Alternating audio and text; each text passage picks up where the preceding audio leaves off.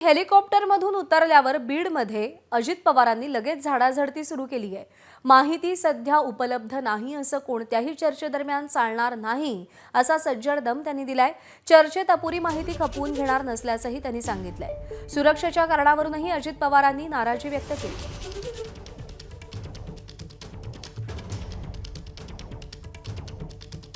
SP, collector, CO आणि आयुक्त नाही विभागीय आयुक्त चार्ज कुणाकडे या सगळ्यांनी घेऊन माझे सेक्रेटरी बसली। मी आता येताना चर्चा केलेली आहे त्याच्याबद्दल थोडंसं मला काय काय पाहिजे, कारण त्या तुमच्या दुपारपासून मिटिंग आहे। परत मी सुरुवात केल्यावर त्याची माहिती नाही असं चालणार नाही। आता ते तुम्हाला सांगतील 8:30 वाजले, तुम्हाला 4 तास मिळतात, त्या 4 तासात सगळी माहिती मला अप टू डेट मी मुद्दे दिले। विमानतळाचा दिलाय, रेल्वेची लाईनचं ते कुठं काय घडलंय तो दिलेला आहे, असे बरेच आम्ही मुद्दे काढलेले।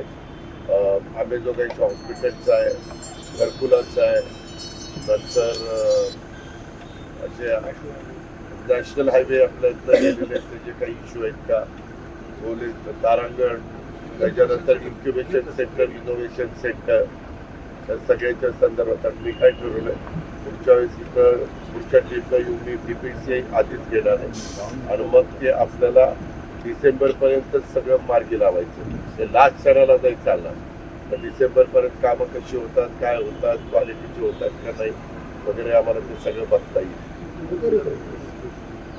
जिल्हा बँकेचं पण आहे, जिल्हा बँकेला काहीतरी कोटी रुपये पाहिजे, ते DDR ला भरून घ्या नक्की। जे काय आहे ते तुम्ही घ्या माहिती। आणि या सगळ्या संदर्भात अपडेट जाणून घेऊयात। कृष्णा केंडे आपले प्रतिनिधी सध्या आपल्या सोबत आहेत। कृष्णा, बीड जिल्ह्याच्या अनुषंगानं कोणकोणते मुद्दे सध्या ऐरणीवर आहेत, ज्याचा आढावा अजित पवार या दौऱ्यात घेणार आहेत?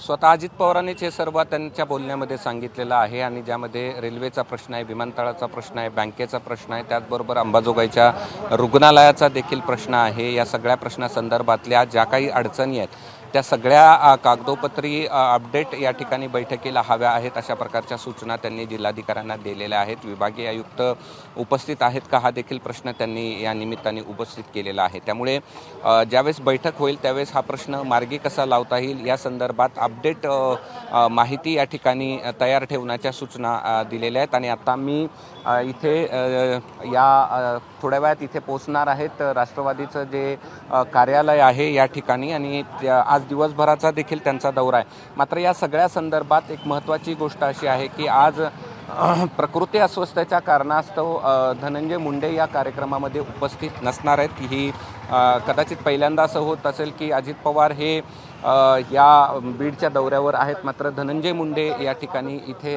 नसणार आहेत आणि काही वेळातच इथे ते पोहोचतील। आपल्यासोबत काही लोक आहेत, आपण त्यांच्याशी देखील या ठिकाणी संवाद या ठिकाणी साधूयात। मला सांगा, पहिल्यांदा असं होत असेल की अजित पवार आलेत आणि धनंजय मुंडे नाही आहेत? नाही आजारी येते होते, पण आजारी पहिल्यांदाच असं होतं नाही। आता आजारी असल्यावर पहिल्यांदा दुसऱ्यांदा काय आजारी त्याला काय म्हणजे इलाज आहे?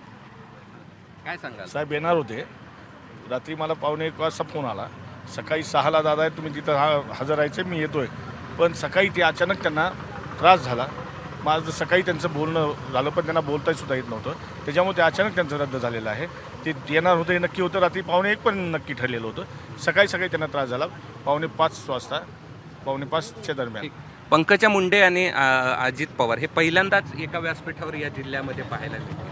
नाही, आज येणार नाहीत ना, साहेबांची तब्येत एकदम खराब झालेली आहे। पंकजा मुंडे आणि अजित पवार हे पहिल्यांदाच एका व्यासपीठावर या जिल्ह्यात पाहायला मिळते? नाही, युती आहे ना, आता युती आहे त्याच्यामुळे एकत्र येणारच ना। ते उपमुख्यमंत्री, त्या जिल्ह्याच्या मंत्री, त्याच्यामुळे दोघं जण येणारच नाही, वेगळं काही नाहीच आहे त्याच्यात। काय सांगाल? नाही, आता जिल्ह्याचे दोन्ही सन्माननीय पंकजाताई तर जिल्ह्याच्या मंत्री आहेत, आदरणीय दादा हे राज्याचे उपमुख्यमंत्री आहेत आणि एका व्यासपीठावर दोन्ही नेते असतील तर आनंदच आहे। मागे तुम्ही पाहिलं बारामतीत स्वतः आदरणीय पंकजाताई त्या ठिकाणी गेल्या होत्या, दादांचं तोंड भरून कौतुक केलं।